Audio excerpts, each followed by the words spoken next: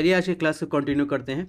आज ज्योग्राफी और एनवायरनमेंट के साथ हमने आज हिस्ट्री की क्लास भी चालू की है, जिसमें हम मॉडर्न हिस्ट्री देखेंगे और ये भी समझने की कोशिश करेंगे कि यूपीएससी का पैटर्न कैसे बदला है।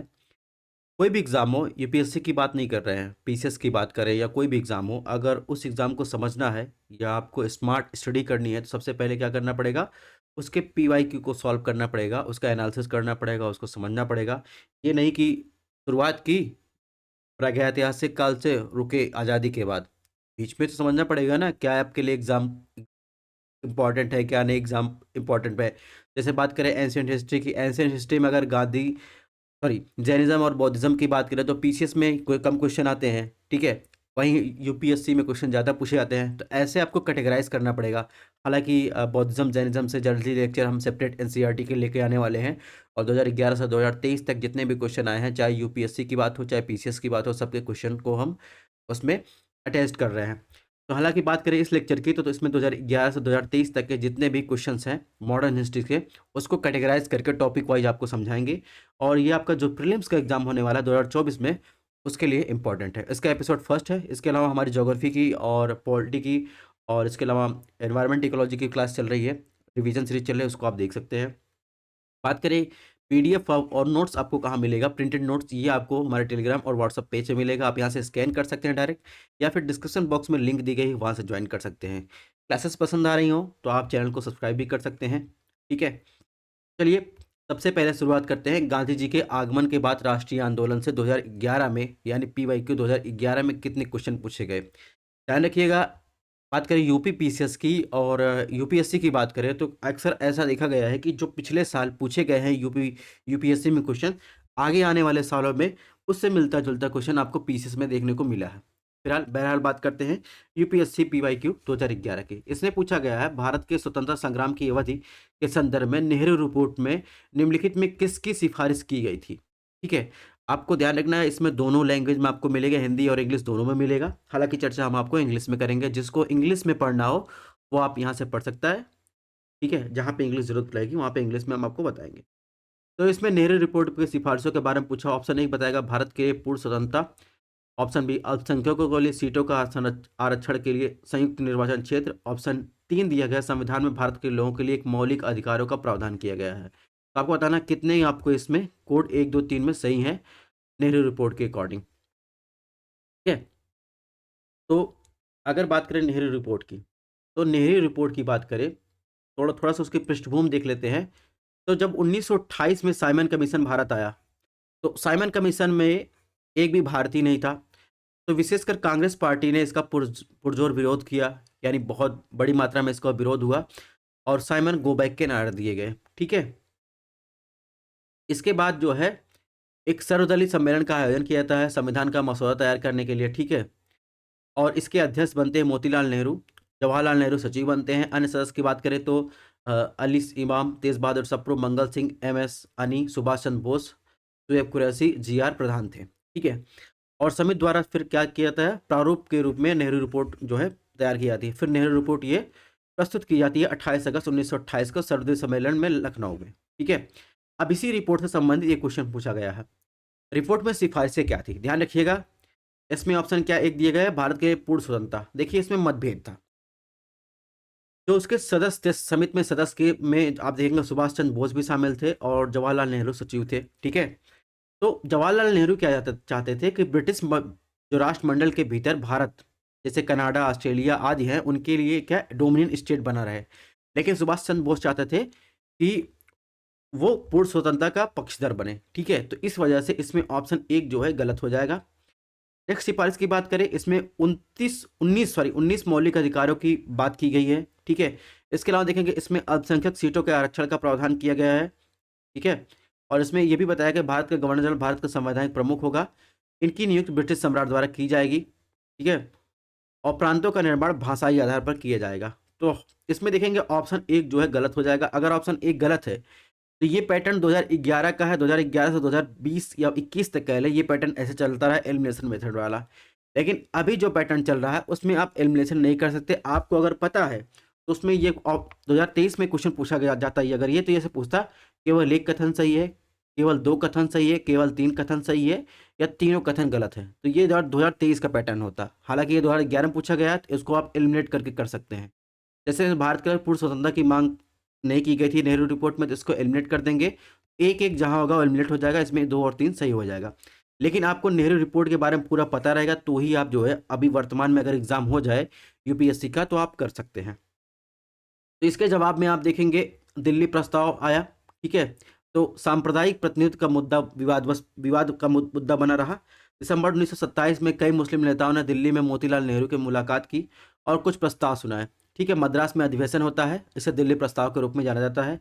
इसी में आप देखेंगे तो जिन्ना ने ये मांग जो है पूरी नहीं हुई थी, जो इनकी डिमांड थी, तो मार्च 1929 में 14 सूत्री कार्यक्रम लाया, ठीक है?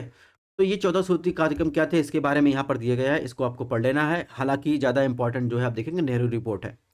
बात करते हैं नेक्स्ट क्वेश्चन की। क्वेश्चन नंबर 2 ये 2011 में ये भी पूछा गया।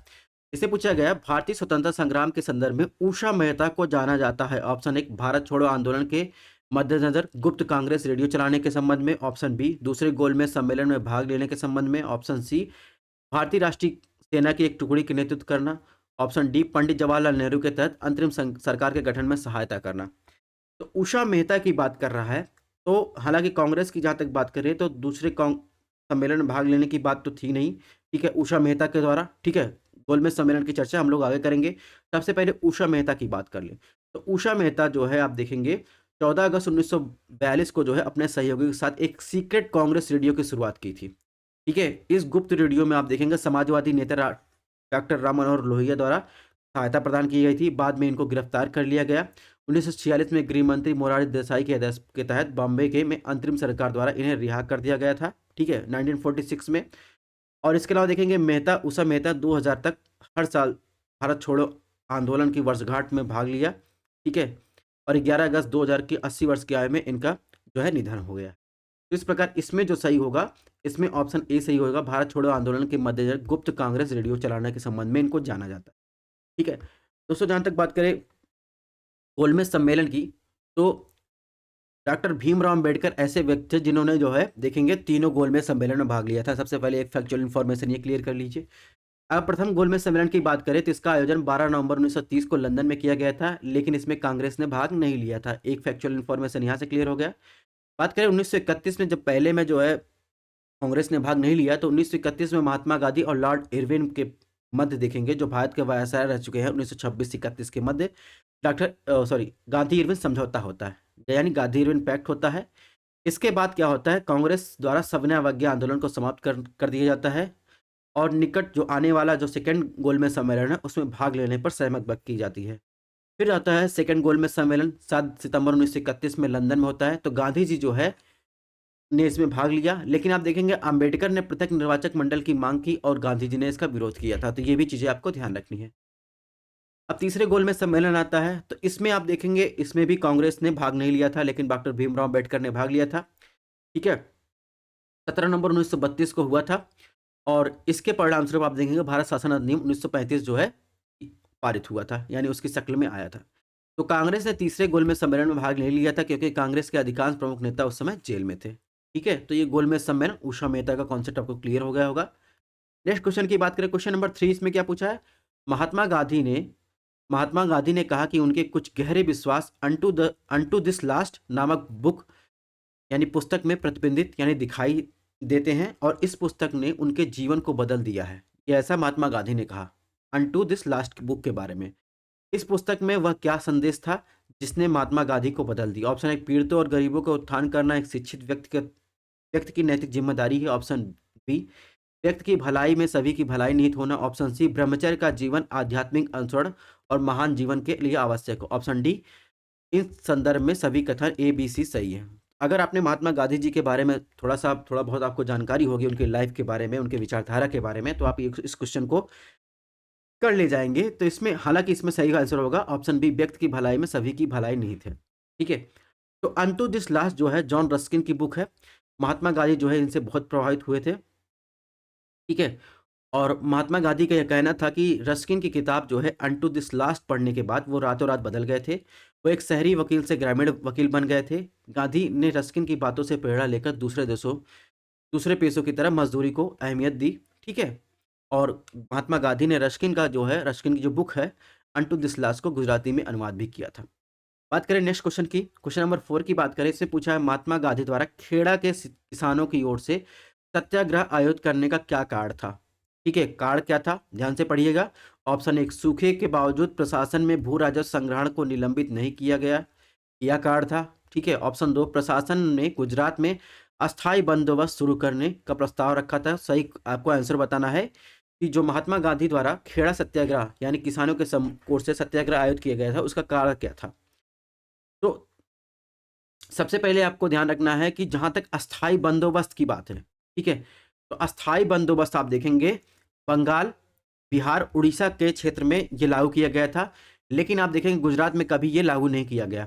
ठीक है, अस्थाई निपटान सिस्टम क्या था, अस्थाई बंदोबस्त सिस्टम क्या था? जमींदारों को उस भूमि का मालिक बनाया गया था जहां वे पहले से राजस्व संग्राहक थे। ठीक है, क्योंकि ये समझौता जमींदारों के साथ किया गया था इसलिए इसे जमींदारी निपटान के रूप में जाना जाता है। ठीक है, और भू राजस्व की मांग तय की गई थी जिसके नियंत्रित राजस्व में 10/11वां हिस्सा कंपनी को दिया जाता था। सेम यही ऑप्शन उठा के यूपीएससी प्रीलिम्स में जो है आप देखेंगे, आई थिंक 2017 या 18 में ये पूछा गया है, सेम यही ऑप्शन उठा के। ठीक है, कंपनी द्वारा जमींदारों के लिए एक सूर्यास्त खंड भी जोड़ा गया था। तो ये तो बात हो गई अस्थायी निपटान सिस्टम। किसके अलावा इसमें क्या ध्यान रखना है, लॉर्ड कॉर्नवालिस द्वारा अस्थायी निपटान अधिनियम 1993 के माध्यम से पेश किया गया था। और ये जो खेड़ा सत्याग्रह था ये आया था कि वहां पे अकाल पड़ा था। ठीक है, तो इसके बावजूद जो वहां पर जो है भू राजस्व संग्रहण किया जा रहा था इसलिए गांधी जी वहां पर गए थे। ठीक है, तो इसमें केवल ऑप्शन ए सही हो जाएगा। तो गांधी जी की बात करें तो इसका मुद्दा क्या था, खेड़ा सत्याग्रह जो 1918 में मार्च में शुरू किया गया था, मुद्दा था अकाल के दौरान भू राजस्व का भुगतान करना, ये मुद्दा था। ठीक है, गांधी जी के मार्गदर्शन में सरदार वल्लभ भाई पटेल ने अकाल के मद्देनजर करों के संग्रह के विरोध में किसानों का नेतृत्व किया था। ठीक है, तो ये बातें भी आपको ध्यान रखनी है। इसके अलावा कुछ फैक्चुअल इन्फॉर्मेशन दे दे जिसमें किसान विद्रोह और आंदोलन के संबंध में कुछ जानकारी होने चाहिए। फैक्चुअल इन्फॉर्मेशन मिलान के लिए पूछा जाता है जिसमें आपको विद्रोह और महत्वपूर्ण तथ्य आपको ध्यान रखना है। कारण क्या था, ठीक है, जैसे ये क्वेश्चन पूछा गया वैसे भविष्य में क्वेश्चन पूछे जा सकते हैं क्योंकि ये हर एग्जाम का फेवरेट टॉपिक रहता है। तो बात करें नील विद्रोह, बंगाल क्षेत्र था, 1859 से 60 के बीच में चला। कारण क्या था, महत्वपूर्ण तथ्य, हिंदू पैट्रियाटिक से संपादक हरिश्चंद्र मुखर्जी ने इस आंदोलन से जुड़ी। ईसाई मिशनरियों ने भी नील आंदोलन का समर्थन किया। ठीक है, इन दोनों ने समर्थन किया। नील दर्पण में दीन बंधुमित्र ने किसानों के शोषण से संबंधित जानकारी दी जाती है। ठीक है, पाबना विद्रोह ये भी बंगाल संबंधित था, 1873-76 के बीच था। जमींदारों द्वारा लगान की दर बढ़ाने और काश्तकारों को जमीन के अधिकारों को वंचित करने का इसका कारण था। परिणाम क्या हुआ, 1885 में बंगाल के काश्तकारी अधिनियम पारित किया गया। इसके बाद नेक्स्ट विद्रोह की बात करें तो दक्कन विद्रोह आता है, महाराष्ट्र, पूना एवं अहमदनगर जिले में चला 1875 में। साहूकार के विरुद्ध किसानों का विद्रोह था। परिणाम क्या हुआ इसका, दक्कन में कृषक राहत अधिनियम 1857 पारित किया गया। फिर आया चंपारण सत्याग्रह, बिहार, 1917 चंपारण जिला में। कारण क्या था, तिनकठिया प्रथा, जिसमें किसानों को अपनी जमीन में 3/20वें भाग पर नील की खेती करनी कंपलसरी कर दी गई थी। तो महात्मा गांधी के नेतृत्व में राजकुमार शुक्ल द्वारा इसको बुलाया गया था महात्मा गांधी को चंपारण सत्याग्रह में। इसके अलावा अन्य नेता कभी कभी पूछ लिया जाता था इनसे संबंधित कौन कौन नेता हैं, तो जेबी कृपलानी, नरहर पारिक, राजेंद्र प्रसाद, महादेव देसाई इसके अन्य नेता हैं। नेक्स्ट आंदोलन की बात करें, खेड़ा सत्याग्रह, गुजरात, 1918 जिसकी बात करें तो इसमें खराब सरकार द्वारा खराब फसल होने के बावजूद जो है लगान की वसूली की गई थी। तो ये भी आपको ध्यान रखना है। इसमें गांधी जी, सरदार वल्लभ भाई पटेल, इंदुलाल यागिन शामिल थे। ठीक है, मोपला विद्रोह केरल के मालाबार तट से संबंधित 1921 में चालू हुआ था। तो मोपला क्या थे, मालाबार के मुस्लिम किसान थे। ठीक है, तो भूस्वामी के अत्याचार के विरुद्ध ये जो है आंदोलन था। ठीक है, महात्मा गांधी, अबुल कलाम आजाद, शौकत अली द्वारा इसे समर्थन किया गया था। ठीक है, और इसके अलावा बात करें तो तेभागा आंदोलन बहुत ज़्यादा पूछा जाता है। 1946 में जो है बंगाल में चालू हुआ था, बटाईदार व्यवस्था के विरुद्ध था। ठीक है, कंपाराम और भवन सिंह इसके नेतृत्व थे। तेलंगाना आंदोलन की बात करूँ 1946-91 के बीच चला, 1951 के बीच चला था। तो इसमें द्वितीय विश्व युद्ध के विरुद्ध था। समय द्वारा निजाम के द्वारा किसानों से कम दाम पर अनाज वसूलने के विरुद्ध ये जो है शुरुआत किया गया था। तो यहाँ पर जो है जो इंपॉर्टेंट किसान विद्रोह और आंदोलन थे उनके बारे में हम लोग चर्चा कर लिए। ठीक है, इससे आपका रिवीजन भी हो गया। अब बात करते हैं क्वेश्चन नंबर 5 की बात करते हैं। तो इसने पूछा है 1942 में भारत छोड़ो आंदोलन के बारे में निम्नलिखित में कौन सी टिप्पणी सही नहीं है? ठीक है। ऑप्शन ए किया, एक अहिंसक आंदोलन था। ऑप्शन दो, इसका नेतृत्व महात्मा गांधी ने किया था। ऑप्शन सी, यह एक स्वतः स्फूर्त आंदोलन था। ऑप्शन डी, इसने सामान्य रूप से श्रमिक वर्ग को आकर्षित नहीं किया। तो आपको बताना है कि 1942 में जो भारत छोड़ो आंदोलन शुरू हुआ था, उसके संबंध में क्या कथन सही नहीं है। अभी ध्यान दीजिएगा, अभी हाल ही में ये जो है भारत छोड़ो आंदोलन चर्चा में था। ठीक है, तो बात करें भारत छोड़ो आंदोलन चर्चा में क्यों था, तब तक उसका आंसर दिमाग में सोचते रहिए, तब तक थोड़ी चीज़ें और डिस्कस कर लेते हैं। तो 8 अगस्त 1922 को भारत छोड़ो आंदोलन के 80 साल पूरे हो गए। इसे अगस्त क्रांति भी कहा जाता था। तो 8 अगस्त 1942 को क्या हुआ था? तो महात्मा गांधी ने ब्रिटिश शासन को समाप्त करने के लिए उसका आह्वान किया था। मुंबई में अखिल भारतीय राष्ट्रीय कमेटी के सत्र में भारत छोड़ो आंदोलन शुरू किया गया था। और ये कहाँ किया गया था? गांधी जी ने ग्वालियर टैंक मैदान में अपने भाषण में करो या मरो का नारा दिया था। ठीक है, और अगस्त क्रांति मैदान के नाम से वर्तमान में जाना जाता है। ये महाराष्ट्र में स्थित है। और स्वतंत्रता आंदोलन की ग्रैंड ओल्ड लेडी किसे कहा जाता है? अरोड़ा आसफ अली द्वारा भारत छोड़ो आंदोलन के दौरान ग्वालियर टैंक मैदान में भारतीय ध्वज फहराने के लिए जाना जाता है। तो ये फैक्चुअल इन्फॉर्मेशन आपको ध्यान रखना है। ग्रैंड ओल्ड लेडी किसे कहा जाता है? अरोड़ा आसफ अली को। और इसमें भारत छोड़ो आंदोलन के दौरान मुंबई के ग्वालियर टैंक मैदान में इन्होंने जो है भारतीय ध्वज को फहराया था। ठीक है, भारत छोड़ो आंदोलन का नारा एक समाजवादी ट्रेड यूनियनवादी यूसुफ मेहरली द्वारा गढ़ा गया था। ठीक है, उन्होंने मुंबई के मेयर के रूप में भी काम किया था। कहने का मतलब भारत छोड़ो आंदोलन का नारा जो है ये यूसुफ मेहरली ने इसका गठन मतलब इन्होंने दिया था। मेयर अली की बात करें तो इन्होंने साइमन गो बैक का नारा भी दिया था।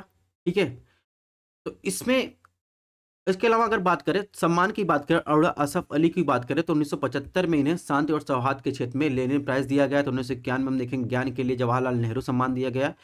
1992 में प्रतिष्ठित पद्म विभूषण दिया गया। 1997 में भारत के सर्वोच्च नागरिक सम्मान भारत रत्न से भी सम्मानित किया गया। हालांकि आपने इसका आंसर आपने खोज लिया होगा, तो इसमें आप देखेंगे इसमें ऑप्शन डी जो है सही हो जाएगा। जो इसमें कहा जा रहा है कि इसने सामान्य रूप से श्रमिक वर्ग को आकर्षित नहीं किया था, ये बात गलत है। क्यों गलत है? अगर बात करें इसके समर्थन में क्या क्या किसका किसका अभाव था, अगर ये आपको क्लियर हो जाए तो आपको पता चल जाए किसका समर्थन मिला था। तो समर्थन में मुस्लिम लीग, भारतीय कम्युनिस्ट पार्टी, इनका अभाव था। इसके साथ साथ हिंदू महासभा और भारतीय नौकरशाही ने भी इस आंदोलन का समर्थन नहीं किया था।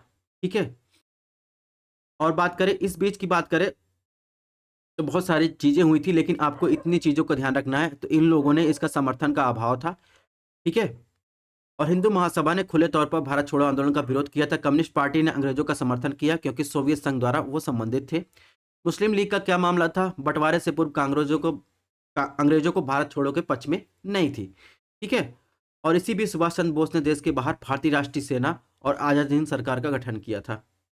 सी राजगोपालचारी जैसे कई कांग्रेस सदस्यों ने प्रांतीय विधायिका से इस्तीफा दे दिया क्योंकि वो महात्मा गांधी के विचार से समर्थन नहीं रखते थे। तो ये चीज़ें भी आपको ध्यान रखना है। तो इस कारण हम कह सकते हैं इसमें जो है इसके अलावा सभी का समर्थन था। इसमें जो है इसके हिसाब से ऑप्शन डी जो हो जाएगा सही हो जाएगा। अब इसका कारण क्या था? इसमें यहाँ पर दिया गया है कि क्रिप्स मिशन की विफलता थी। ठीक है, और कई छोटे आंदोलन, केंद्रीकरण, आवश्यक वस्तुओं की कमी, चरण क्या था, आंदोलन कितने चरण थे, पहला, दूसरा, तीसरा, इन अंतिम चरण, इसके बारे में आप पीडीएफ में पढ़ लीजिए। आंदोलन की सफलता में किसकी किसकी भागीदारी थी, भविष्य के नेताओं का उदय हुआ जैसे डॉक्टर राम मनोहर लोहिया, जेपी नारायण, अरोड़ा आसफ अली, बिजू पटनायक, सुचिता कृपलानी। ठीक है, महिलाओं की भागीदारी भी बढ़ी। ठीक है, और राष्ट्रवाद का उदय भी हुआ और स्वतंत्रता का मार्ग भी प्रशस्त हुआ। तो ये सब चीज़ें इसमें दी गई हैं, इसको आपको पढ़ लेना है। नेक्स्ट क्वेश्चन की बात करें, क्वेश्चन नंबर 6 में क्या पूछा है? ये क्वेश्चन ब्रिटिश शासन के आर्थिक प्रभाव से संबंधित क्वेश्चन है। क्वेश्चन नंबर 6 में पूछा है 1793 में लॉर्ड कॉर्नवालिस ने भूमि बंदोबस्त प्रणाली की शुरुआत करने के बाद मुकदमेबाजी में वृद्धि की प्रवृत्ति देखी गई थी। इसका कारण आमतौर पर निम्नलिखित में किस प्रावधान से पता लगाया जा सकता है? ऑप्शन ए, जमींदारी स्थित को रैयत के मुकाबले मजबूत बनाना। Option B, East India company को जमींदारों के अधिपति बनाना। ऑप्शन सी, न्यायिक प्राणियों को और अधिक कुशल बनाना। Option D, A B C में से कोई नहीं। तो आपको बताना है 1793 के जो लॉर्ड कॉर्नवालिस द्वारा जो भूमि बंदोबस्त सिस्टम शुरुआत की गई थी, उसके बाद क्या हुआ? मुकदमेबाजी में जो है वृद्धि देखी गई। उसका कारण आमतौर पर इन तीनों चारों में से क्या था? ठीक है, हालांकि बात करें तो इन चारों में से कोई कारण नहीं था। ठीक है, अब कार्ड क्या था? कार्नवालिस के सुधार की बात करें, कार्नवालिस के सुधारों में भूमि निपटान, जैसे हमने आगे चर्चा कर ही चुके हैं। शुरुआत की, बाद में मुकदमेबाजी को बढ़ा दिया। इसका मुख्य कारण था कोर्ट फीस को हटाना था। और जब अब हर कोई किसी भी को भी अदालत में खींच सकता था। अपील के अधिकार का विस्तार भी एक कारण था। कोर्ट फीस कार्नवालिस द्वारा समाप्त कर दी गई थी। वकीलों ने अपनी फीस निर्धारित करनी थी। ठीक है। जमींदारी प्रथा की बात करें, जमींदारों को उस भूमि का मालिक बनाया गया जहां वे पहले से राजस्व के संग्राहक थे। इसका चर्चा हम लोग कर चुके हैं। इस प्रकार जो मुकदमेबाजी में जो है आप जो शुरुआत हुई थी बढ़ने की कारण जो है आप देखेंगे कोर्ट फीस की समाप्ति मुख्यतः। ठीक है। तो ये तो बात हो गई ब्रिटिश की आर्थिक शासन प्रभाव कारण। नेक्स्ट क्वेश्चन की बात करें तो इसमें आदिवासी किसान आंदोलन और मजदूर आंदोलन संबंधित क्वेश्चन दिया गया है। क्वेश्चन नंबर 7 की बात करें, ये भी 2011 में पूछा गया है। निम्नलिखित में किसने 19वीं शताब्दी में भारत में जनजातीय विद्रोह के एक सामान्य कारक प्रदान किया? ऑप्शन ए, भूमि राजस्व और जनजातीय उत्पादों के कराधान की एक नई सिस्टम का परिचय दिया इसलिए। ऑप्शन बी, आदिवासी क्षेत्रों में विदेशी धार्मिक मशीनरियों का प्रभाव। ऑप्शन सी, आदिवासी क्षेत्रों में बिचौलियों के रूप में बड़ी संख्या में साहूकारों, व्यापारियों, राजस्व किसानों का उदय। ऑप्शन डी, आदिवासी समुदायों के लिए पुरानी कृषि व्यवस्था का पूर्ण विघटन। ठीक है, यानी the complete disruption of the old agrarian order to tribal communities. तो आपको बताना है कि जो 19वीं शताब्दी में भारत में जनजातीय विद्रोह हुए उसका एक सामान्य कारक क्या था। तो आप देखेंगे जो ट्राइबल कम्युनिटी होती है उनकी एक अपनी ट्रेडिशन होती है, अपनी पद्धत होती है, चाहे वो कृषि की हो, चाहे उनके धर्म की हो, चाहे विश्वास की हो।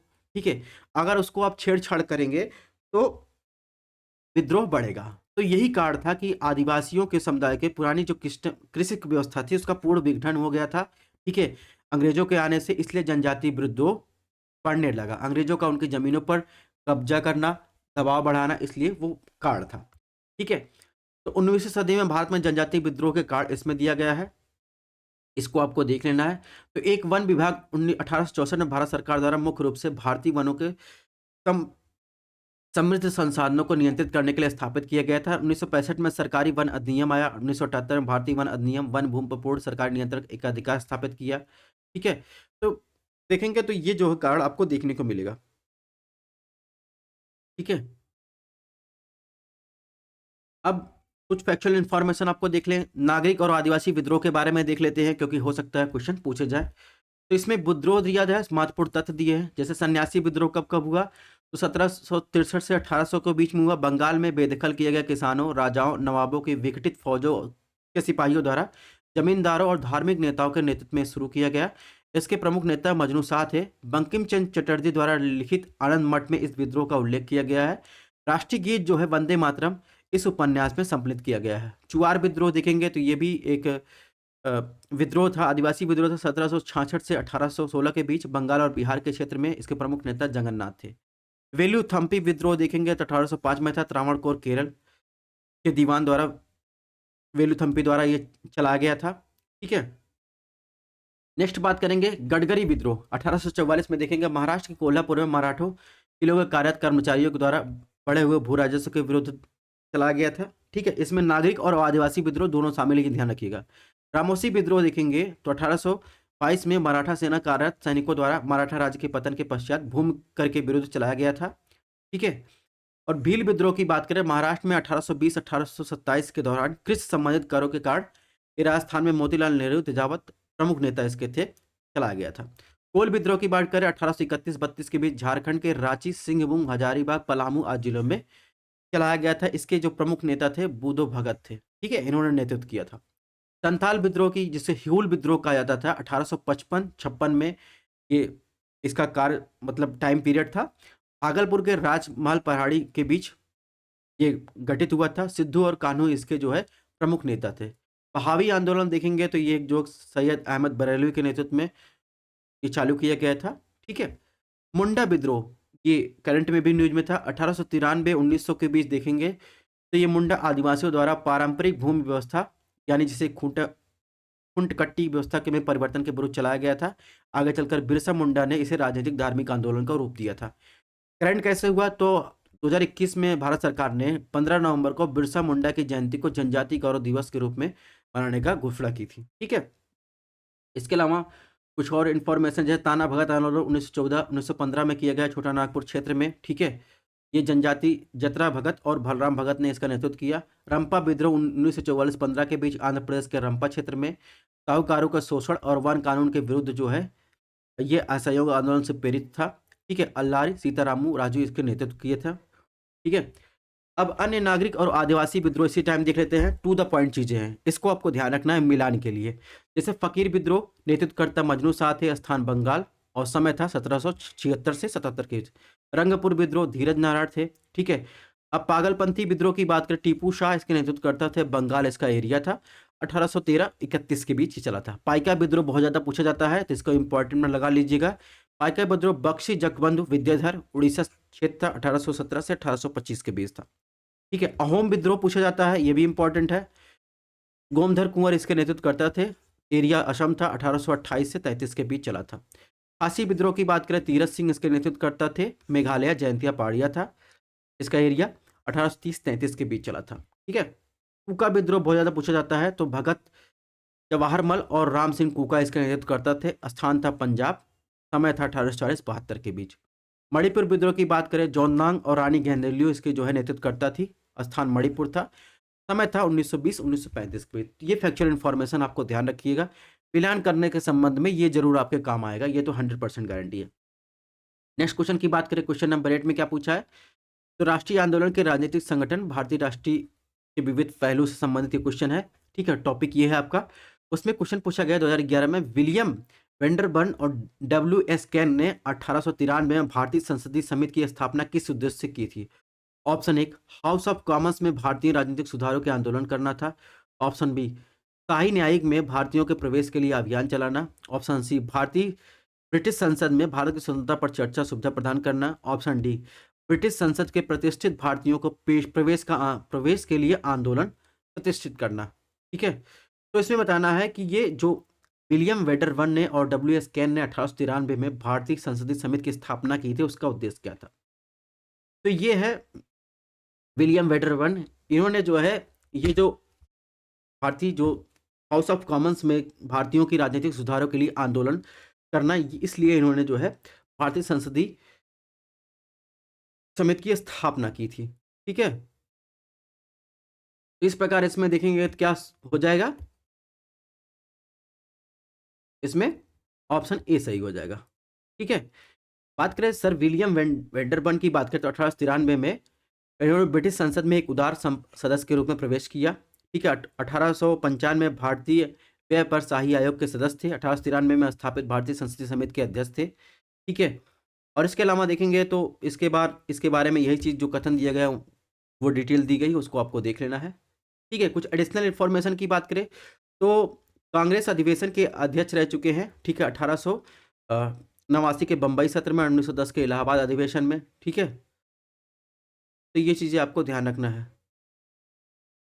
नेक्स्ट क्वेश्चन की बात करें, इसने पूछा है भारत में औपनिवेशिक शासन की अवधि के संदर्भ में होम चार्ज या जिसे हिंदी में गृह शुल्क कहते हैं, भारत में धन निकासी का एक महत्वपूर्ण हिस्सा था। निम्नलिखित में कौन सा फंड होम चार्ज का गठन करता है, किसके लिए किया गया था। ऑप्शन 1, लंदन में भारत कार्यालय का समर्थन करने के लिए उपयोग की जाने वाली धनराशि। ऑप्शन 2, भारत में कार्यरत ब्रिटिश कर्मियों के वेतन पेंशन का भुगतान करने के लिए उपयोग की जाने वाली धनराशि। ऑप्शन 3, अंग्रेजों द्वारा भारत के विरुद्ध भारत के बाहर युद्ध छेड़ने के लिए धन का उपयोग किए जाने के लिए। तो आपको बताना है होम चार्ज जो है वो किस लिए किया गया था, और सही उत्तर आपको बताना है। 1 2, option 1 option b 1 2, option c 2 3, option d 1 2 3। ठीक है, तो आप देखेंगे ये जो होम चार्ज था, होम चार्ज ये तीनों के लिए किया गया था। ठीक है, यानी इसमें ऑप्शन डी सही हो जाएगा। हालांकि बात करें भारत में जो औपनिवेशिक शासन की आर्थिक आलोचना के संदर्भित करता है, जिसकी शुरुआती राष्ट्रवादियों द्वारा वकालत की गई थी, जिसमें धन निकासी सिद्धांत के बारे में बात करें तो उन्होंने भारत से इंग्लैंड के लिए धन के निरंतर एक तरफा प्रवाह का वर्णन किया है, जिसके लिए भारत को धन के रूप में कोई रिटर्न नहीं मिला। ठीक है, तो इसी के संबंध में देखेंगे दादा भाई नौरोजी ने poverty and un British rule of India लिखा है। ठीक है, ये बुक आपको ध्यान रखना है, और ये बुक कब लिखा है, ये 1901 में लिखा है। क्यों आपको ध्यान रखना है, क्योंकि यूपी पीसीएस 2021 प्रीलिम्स में ये पूछा गया है कि poverty un British rule in India दादा भाई नौरोजी ने किस सन में लिखा, तो इसलिए आपको सन भी ध्यान रखना है। और दादा भाई नौरोजी को क्या कहा जाता था। भारत के ग्रेट ग्रैंड ओल्ड मैन के रूप में इन्हें संज्ञा दी गई थी। ठीक है? और इन्होंने भी ये धन निकासी से संबंधित जो है हाइलाइट किया था सिद्धांत, इसलिए इनको जाना जाता है। पॉपुलरली इंग्लिश में क्या कहते हैं? ड्रेन ऑफ वेल्थ के रूप में इन्होंने डिनोट किया था कांग्रेसों की इसके बारे में, धन निकासी के बारे में। होम चार्जेस की बात करें, होम चार्जेस के बारे में बात कर लें। भारत में औपनिवेशिक शासन की अवधि के संदर्भ में होम चार्ज भारत में धन निकासी का एक महत्वपूर्ण हिस्सा था। ठीक है? होम चार्ज का तात्पर्य भारत के राज्य सचिव की ओर से ब्रिटेन में किए गए खर्च से सम्मिलित था। ठीक है? जिनमें आप तीनों जो चार्ज हैं, तीनों जो खर्च हैं जिनके बारे में ऑप्शन पूछा गया है उसमें तीनों सही हैं। ये तो आपको पता चल गया। ठीक है? तो बाकी चीज़ें इसमें आप पढ़ लीजिएगा। यहाँ लिखिएगा, आपको क्लासेस की पीडीएफ और इन्फॉर्मेशन हमारे टेलीग्राम व्हाट्सएप पेज में मिलेगी, आप यहाँ से स्कैन करके ज्वाइन कर सकते हैं। डिस्क्रिप्शन बॉक्स में लिंक दी गई है। अगर क्लासेस पसंद आ रही चैनल को सब्सक्राइब कर सकते हैं। मिलते हैं नेक्स्ट लेक्चर में।